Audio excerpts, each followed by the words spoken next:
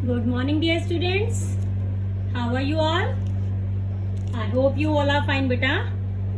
जैसा कि मैंने आपको बताया था जूम क्लास में कि हमारा ऑलरेडी रिवीजन स्टार्ट हो चुका है और हम लोग सिविक्स और हिस्ट्री का रिवीजन हम कर चुके हैं. सो साइड बाय साइड बेटा रिवीजन के साथ साथ हम लोग आगे न्यू चैप्टर्स की भी तैयारी करते रहेंगे, है ना, क्योंकि अभी हमारे को डेट फाइनलाइज नहीं है कि हाफ ईयरली कब से होंगे. सो हम लोगों ने डिसाइड किया कि हम लोग आपको आगे कंटिन्यू करेंगे एनुअल एग्जाम के लिए.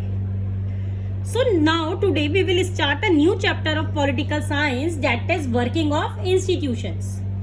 Okay, बेटा ये चैप्टर काफी अच्छा है, बहुत इंटरेस्टिंग चैप्टर है और इस चैप्टर के थ्रू आपको किस तरह से डेमोक्रेसी में इंस्टीट्यूशंस काम करते हैं उसके बारे में आपको एक पर्सपेक्टिव मिलने वाला बहुत अच्छे तरीके से कि किस तरीके से हमारे जो इंस्टीट्यूशंस हैं वो कैसे वर्क करते हैं. बेसिकली काफी इंटरेस्टिंग चैप्टर है ये.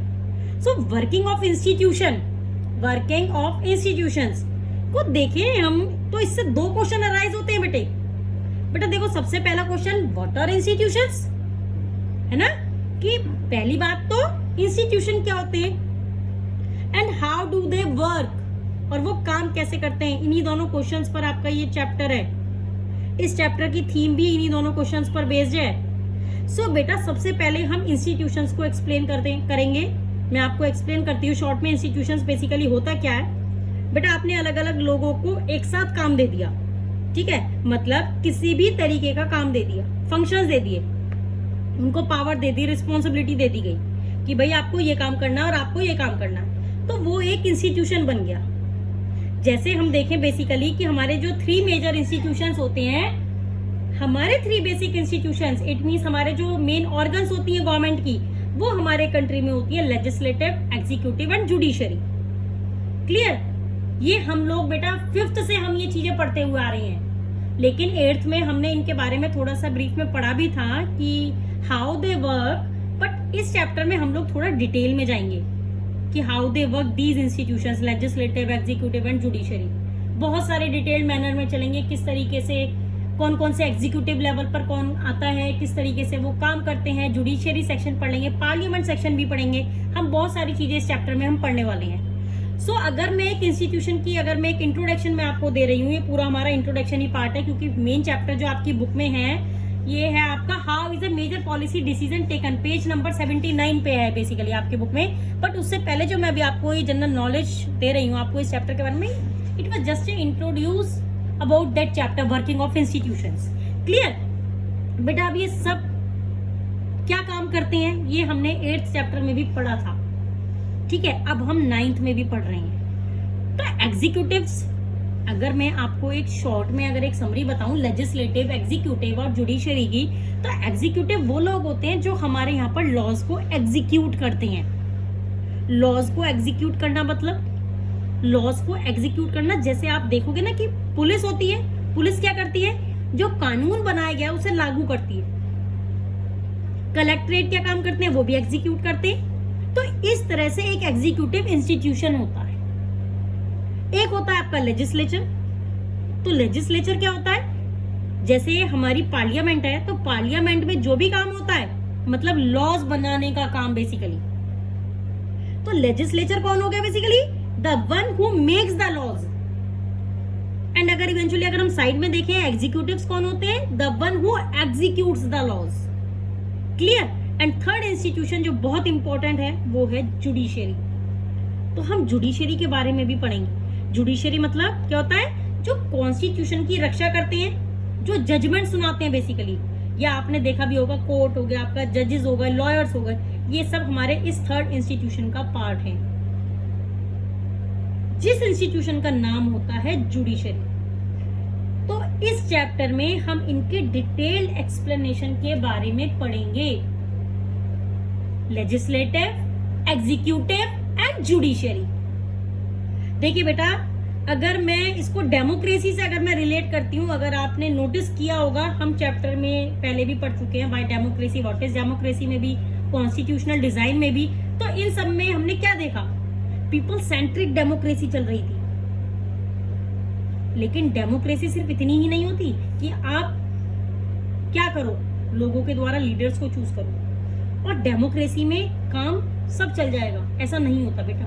सिर्फ लीडर से ही देश नहीं चलता है, आपको अलग अलग इंस्टीट्यूशंस चाहिए रहते हैं। सो वो अलग अलग इंस्टीट्यूशंस अलग अलग लेवल्स पर क्या करते हैं, किसी ना किसी प्रकार का काम करते हैं, किसी ना किसी तरीके का उनका एक वर्क प्रोफाइल होता है।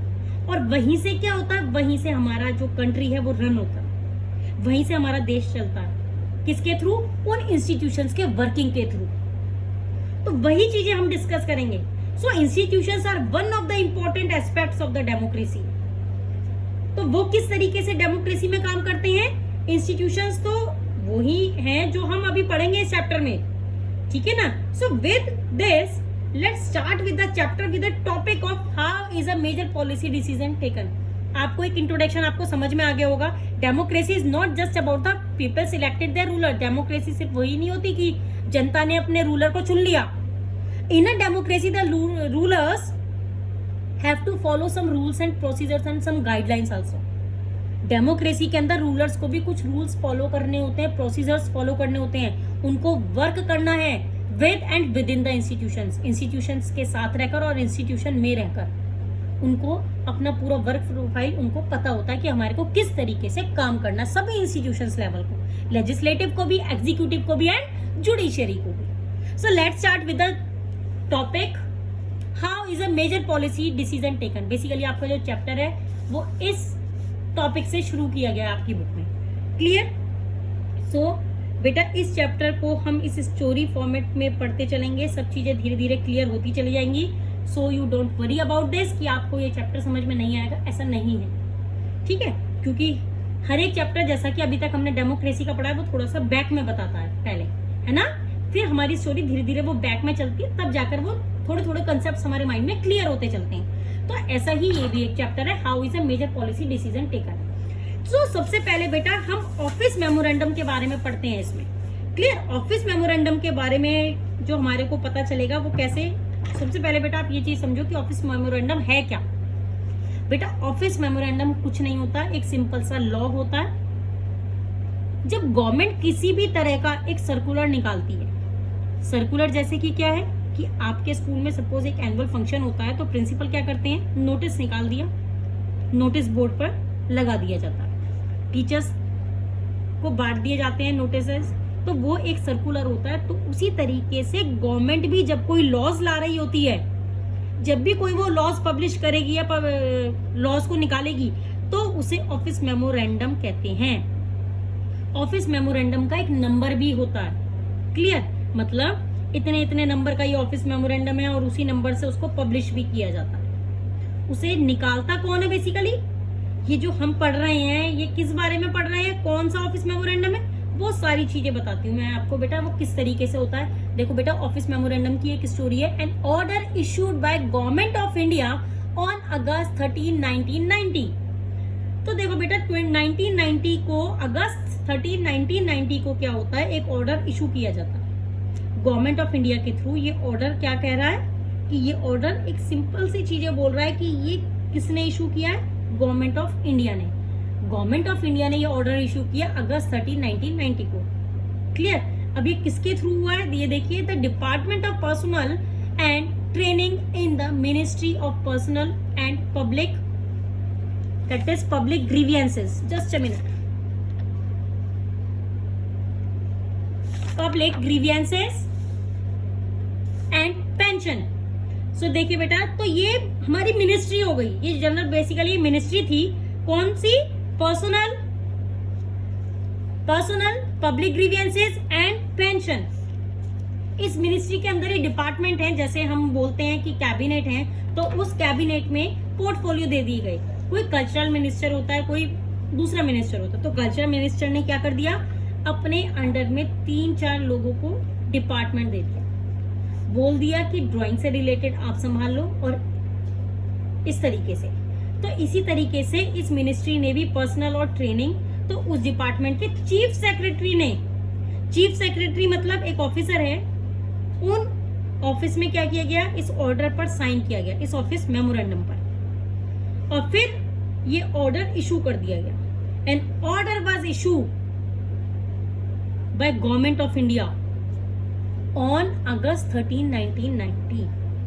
अब ये जो ऑर्डर इशू किया जाता है वो भी मैंने आपको बता दिया किसके थ्रू किया गया। अब ये जो ऑर्डर इशू किया गया तो इस ऑर्डर में था क्या ऐसा, किस बारे में था ये ऑर्डर? ये ऑर्डर सिंपल सी चीजें बता रहा था। क्या बता रहा था ये order? This order announced for socially and educationally backward classes, it means SEBC in government jobs. अब देखो बेटा, यहां से पूरी डिबेट चालू होती है कि ये किस बारे में क्या कह रहा है, क्या है वो सारा सब कुछ। देखिए बेटा, एक ऑर्डर की कॉपी होती है, ये आपकी बुक में भी दी हुई है एक ऑर्डर की कॉपी, आपके पेज नंबर 79 में। ये देखिए बेटा, ये आपके एक ऑर्डर की कॉपी है। यहाँ पर आप देख सकते हैं, इसमें एक नंबर भी होता है हमारे पास, ऑफिस मेमोरेंडम नंबर 36012/31/90 एस्टेब्लिश किया गया है ये, और इसके लिए एक डेट भी दी गई है। So this was the office memorandum. हमें इसको पढ़ना नहीं है, ये हमारे लिए काम का नहीं है बेटा, इसको नहीं पढ़ना हमारे को। ये एक नॉर्मल ऑर्डर की तरह ही है, जैसे आप कोई अपना सर्कुलर देखते हो, नोटिस देखते हो, वैसे ही है। एक नंबर दे दिया गया ऑफिस मेमोरेंडम को, तो ये कोडिंग होती है जनरली, ये दिस वन, ठीक है, ये हमारे लिए कोडिंग है। और किसने इशू किया? Ministry of personnel and public grievances and pension. किसने इशू किया था ये? Ministry of personal, public grievances and pension, वो सारा एक ऑर्डर इशू कर दिया गया। अब इस ऑर्डर में मेन जो कंट्रोवर्सी वाली चीज थी वो ये थी कि 27% of the vacancies in civil post and services under the government of India shall be reserve for SCBC। This yellow portion ये है आपके पढ़ने का बस इसमें, ठीक है। अब इसी के अकॉर्डिंग अब हम वापस आते हैं। सो इसमें देखिए, this order announced for socially and educationally backward classes SCBC in government jobs। तो देखिए बेटा, सोशली मतलब सामाजिक रूप से जो पिछड़ा वर्ग है, इट मींस वो क्लासेस जो लोग सोसाइटी में पीछे रह गए, और एजुकेशनली बैकवर्ड मतलब जिनको एजुकेशन ना मिल पाई हो या जो एजुकेशन ना ले पाई हो, ऐसे लोग जो पीछे रह गए हैं उनको एजुकेशनली बैकवर्ड बोलते हैं। तो उन लोगों को क्या किया जाए? इन लोगों को 27% क्या दिया जाना चाहिए? रिजर्वेशन दिया जाना चाहिए।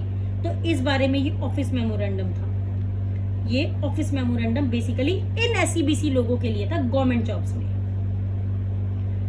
सो ऑफिस मेमोरेंडम क्या करता है? इस बारे में इंफॉर्मेशन प्रोवाइड करता है कि हाँ 27% रिजर्वेशन दे देते हैं SCBC को जनरली।